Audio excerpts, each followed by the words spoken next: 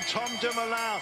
There's the bell, it rings upon them. From here to the finish, we know it's going to be lined out. We've got three arrowheads. We've got on the left-hand side Sepp van Mark of Belgium trying to drive to the foot of this climb, closely matched by Italy, and then the Netherlands in the orange on the right. But Farah tries to hold on as long as he can, and finally he concedes. He does. What we're witnessing, here's your turn, here's your cobbles on Libby Hill for the last time of asking. The crowd go completely nuts.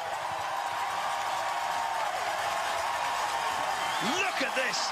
It's a Denak Stibar of the Czech Republic who attacks on the right-hand side. John Degenkolb, the winner of Paris-Roubaix, trying to get on terms for Germany. Spectacular scenes, leads to a surging clear. Greg van Avermaet also there.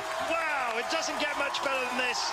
Oh, well, we said the best were up to the front. They really are now. Here comes Stibar, here comes Degenkolb. We've seen virtually nothing of him. Van Avermaet wants a piece of the day as well. 3.8 kilometres to go, and we are pushing on for glory surely now. The rider in fourth wheel was Edvald Børsen Hagen of Norway. Sagan is also there. I can also see Matt. Do you know, to be honest there, I actually thought it was Sagan, but here we go. What a push. Greg van Avermaet goes on the front. We know the sort of... It's Peter Sagan on the left-hand side who opens things up. And here he comes. He just bursts into it. There he is. Sagan takes over it. Greg van Avermaet trying to recover, trying to deliver something. Degenkolb looks like he's been found out on the incline as they rush past the cameras. And here we go. Sagan's bidding for glory, and he's got to go long. He knows that, and that's what he's doing. He's been resting up for most of the day. Okay, he comes over here, and then he dips down and goes on the attack. He's one of the most skilled riders. He's also one of the most powerful. He's got a ferocious sprint. We know he can also go long. It's the first time he's emerged from the front of the peloton. He won't give up. Look at this. He's in the aero tuck, and he's still pedaling in that most uncomfortable of positions. And lazily has a look back, almost with disdain. Has he left them all behind? It certainly looks like that for the time being. 2.1 kilometres to go. He's got a climb to take on, and he's still there. He's got a gap. Here we go. Take it safely, Peter. He spits himself out to the other side of the road. Oh, Matt Stevens punches the air. This is glory. Much criticism rained down on his shoulders. Can his broad shoulders deliver right now? Well, he's got a great chance of it. Small power, not the amount of teammates around him that you'd expect from others, and he has got it surely. Here we go, 1,500 metres, 1,400 metres, gets his head down. He's in a time trialling position at the moment, almost looks rather unkindly lazy about it. He's delivering. Peter Sagan, absolutely tremendous. He used his power, he used his skill, he's surging clear. This is a brutally difficult climb of Governor's Hill. He jettisons the bottle, loses the extra weight, thinking about the rainbow stripes. He's had a troubled year, he's powering ahead. We know he's one of the finest riders in the world. Edvald Børsen Hagen has been distanced, as has Greg van Avermaet. Nobody wants to take up the chase. They're looking at each other, cat and mousing, and they know that Peter Sagan is capable of delivering. And here he comes. They'll probably rename Governor Street after him. I wouldn't be surprised. The world champion in waiting, is he? Through the Flamme Rouge, and the chase has been given up.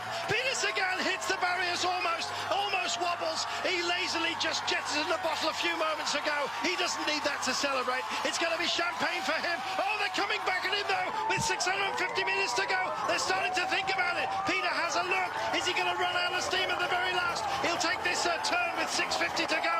And here they are.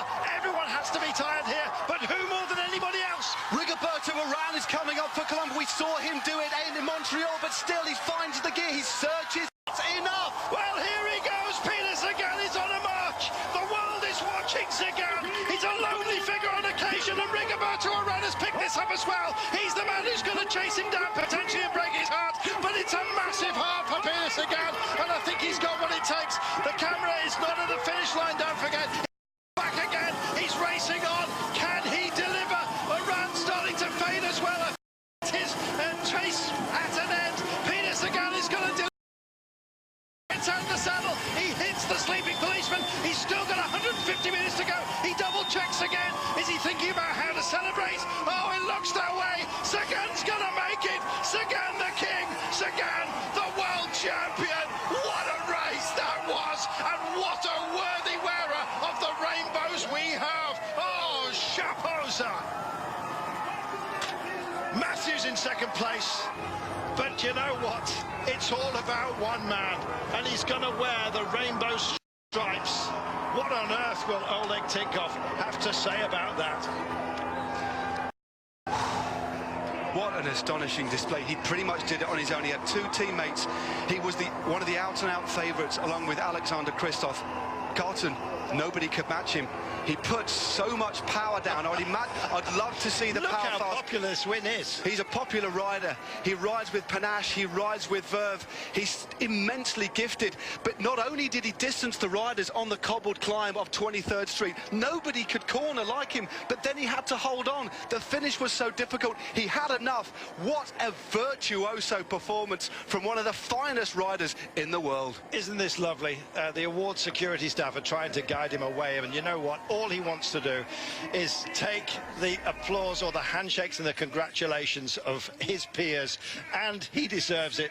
They are at his feet today, and worthily so. He is our world champion, and what a fabulous thing it is to be able to say. My goodness, he allowed himself a look, and you know what? He came over like the coolest guy on the planet. The sport needs characters like this, and it's got one. I think Slovakia will definitely have a national holiday. Time to absorb it, time to soak up the moment, time to smile, even a slight shake of disbelief. I'm number one. I'm the world champion. Fantastic stuff.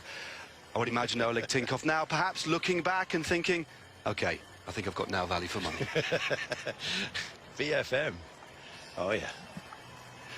I love the way he just won't be guided. The poor guy in the tangerine jacket has got a job to do. He's having none of it. Somebody got a very nice gift of that helmet, didn't they? But the way he waited, I mean, look at this, his girlfriend's there. I mean, it is fantastic. We know he's flamboyant, but there was almost a look of disbelief. It was almost, I'm not going to say so easy, but the way some of the finest riders, classics riders in the world, floundered in the wake of that devastating acceleration on the climb of 23rd Street. He had 100 metres to do it. He opened the gap. He opened it even more because nobody could corner like him. Absolutely fantastic. Fantastic for cycling, fantastic for Slovakia, fantastic for this young man here. They're struggling with him.